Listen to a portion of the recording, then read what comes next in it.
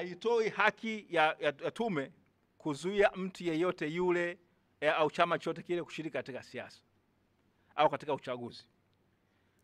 Kanuni zinadai kwamba sheria inadai kwamba kila chama kisaini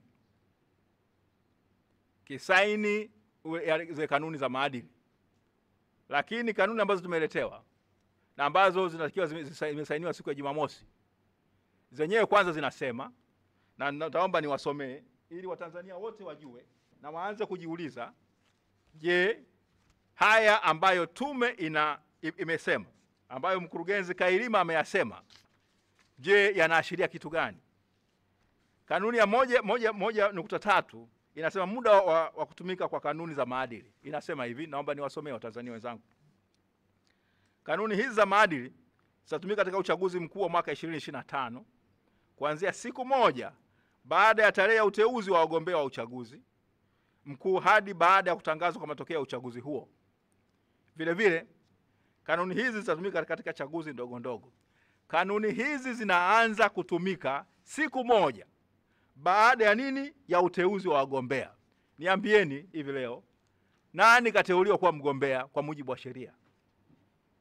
Awe rais, makamu wa rais, hata CCM jinsi ya mambo zile sarakasi walizofanya kule Dodoma ambazo zinakiuka katiba yao, hakuna uteuzi umeshafanyika kwa mujibu wa sheria. Hakuna fomu yoyote ya uteuzi wa wagombea ambayo imeshapelekwa kwenye tume ya uchaguzi. Kanuni hizi zinaanzaje kutumika?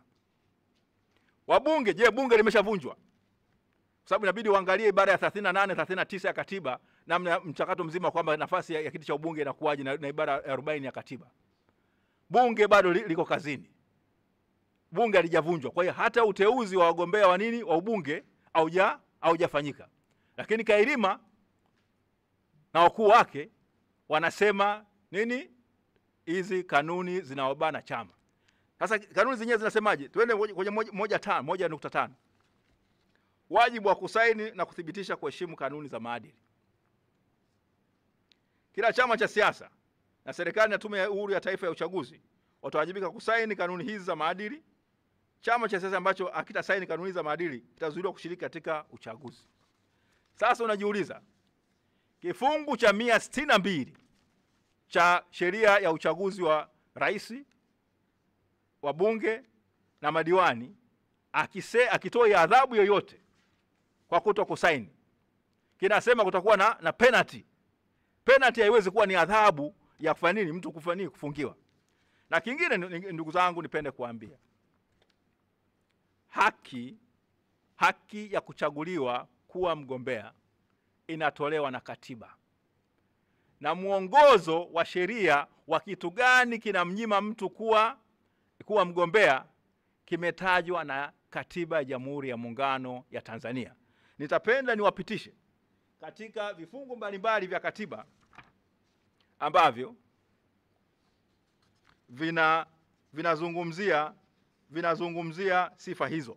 Mtu hata stahili kuchaguliwa kushika kiti cha rais wa Jamhuri ya Muungano wa Tanzania isipokuwa tu kama ni raia wa kuzaliwa Jamhuri ya Muungano kwa mujibu wa sheria ya uraia, ametimiza umri wa miaka 40, ni mwanachama na mgombea alipendekezwa na chama cha siasa, anazo sifa za kumwezesha kuwa mbunge au mjumbe wa Baraza la Wawakilishi, na katika kipindi cha miaka 5 kabla ya uchaguzi mkuu hajawahi kutiwa hatiani katika mahakama yoyote kwa kosa lolote la kukwepa kulipa kodi yoyote ya serikali.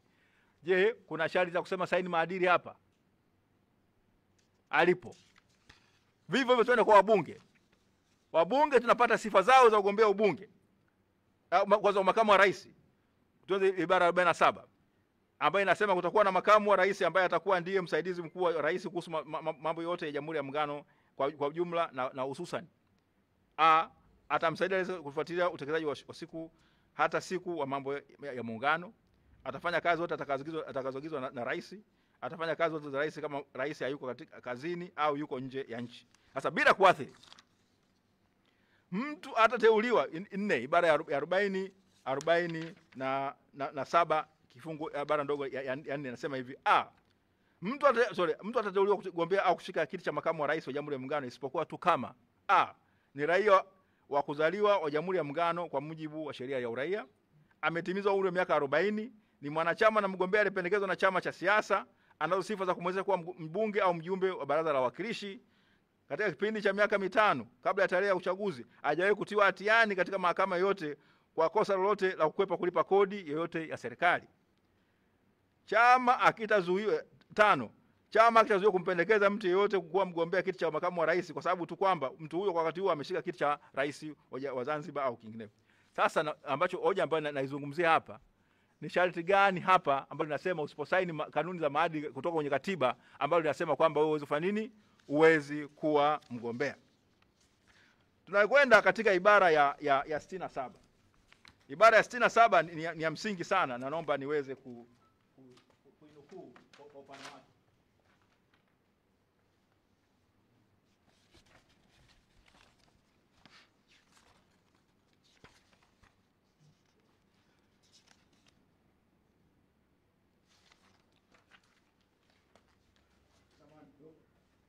Ibara ya 67 tunakwenda katika ambayo inazungumzia kwa upana wake sifa za mgombea wa kiti cha kuwa mbunge na masharti na vitu ambavyo vinamnyima haki mtu kuwa mbunge. Ibara 67(1) inasema hivi: bila kuathiri masharti yaliyomo katika ibara hii, mtu yeyote atakuwa na sifa na sifa za kustahili kuchaguliwa au kuteuliwa kuwa mbunge endapo a, ni raia wa Jamhuri ya Muungano aliyetimiza umri wa miaka 21 na ambaye anajua kusoma na kuandika katika Kiswahili au Kiingereza. B, ni mwanachama na ni mgombea aliyependekezwa na chama cha siasa. C, katika kipindi cha miaka 5 kabla ya tarehe ya uchaguzi hakuwahi kutiwa hatiani katika mahakama yote kwa kosa lolote lile la kukwepa kulipa kodi yote ya serikali. Ibara 67(2), mtu hata kuwa na sifa za kustahili kuchaguliwa au kuteuliwa kuwa mbunge ikiwa mtu huyo anao au kwa hiari yake amejipatia uraia wa nchi nyingine yote, au ikiwa kwa mujibu wa sheria inayotumika katika Jamhuri ya Muungano imethibitishwa na rasmi kwamba mtu huyo ana ugonjwa wa akili, au ikiwa mtu huyo amehukumiwa na mahakama yote katika kipindi cha Jamhuri ya Muungano na kupewa adhabu ya kifo au ya kufungwa gerezani kwa muda usiozidi miezi 6 kwa muda unaozidi miezi 6 kwa kutwa na hatia ya kosa lolote vyovyote linavyoitwa kuambatana na utovu wa uaminifu, au ikiwa katika kipindi cha miaka 5 kabla ya tarehe ya uchaguzi mkuu amepata kuhukumiwa na kupewa adhabu ya kifungo kwa kosa linaloambatana na utovu na uaminifu au kuvunja sheria ya maadili ya uongozi wa umma. Sheria ya maadili ya uongozi wa umma. A, bila kuingilia haki na uhuru wa mtu wa kuwa na maoni yake, kuamini atakayo, kushirikiana na wengine na kushiriki shughuli za umma kwa mujibu wa sheria za nchi, ikiwa mtu huyo si mwanachama na mgombea aliyependekezwa na chama cha siasa. F, ikiwa mtu huyo ana maslahi yote katika mkataba wa serikali au wa aina yote aliyowekewa miko maalum kwa mujibu wa sheria iliyotungwa na bunge na iwapo amekiuka miiko hiyo. G, ikiwa mtu huyo ameshika madaraka ya afisa mwandamizi katika utumishi wa serikali ya Jamhuri ya Muungano wa Tanzania. H, ikiwa kwa mujibu wa sheria iliyotungwa na bunge inashughulikia makosa yanayohusiana na uchaguzi wa aina yote, mtu huyo amezuiliwa kujiandikisha kama mpiga kura au kupiga kura katika uchaguzi wa wabunge, alafu uchaguzi wa wabunge. Ibara ya 40 na ibara 67 ibara ndogo ya 2, mtu hataweza kugombea kuwa mbunge kuhakikisha jimbo la uchaguzi katika uchaguzi mkuu wowote ikiwa wakati huo yeye amesimama katika uchaguzi kugombea kiti